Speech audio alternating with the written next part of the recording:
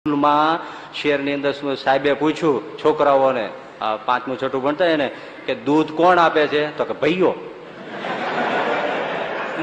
હવે એને ગાય ભેંસ આપે છે ખબર જ નથી, જોયું નથી. તો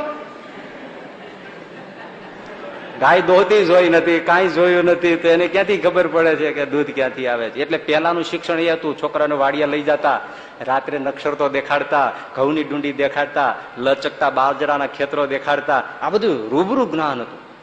નહીતર એક તો એગ્રીકલ્ચર વાળો હતો ને, એ માફ કરે કોઈ ખેતીવાડી વાળા હોય તો એ ગામડાને ખેડૂતને હજી નવું પહેલું જ વર્ષ છે ને ગયું હોય છે, ત્યાં જઈને ખેતીમાં ખેડૂતને ખેતરમાં આટો મારીને ખેડૂત ઉપર ખીચાઈ ગયો.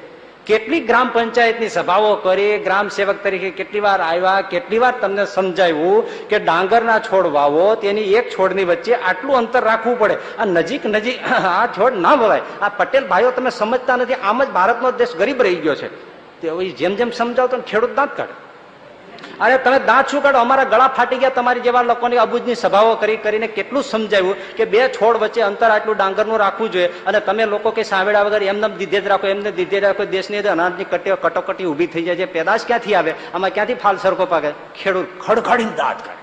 એટલે ઓઈ લોકો કે દાંત શું કાઢો છો? દાંત ન કાઢે સાહેબ, આ ડાંગર નથી બાજરો છે. જોયું જ ન હોય તો શું થાય?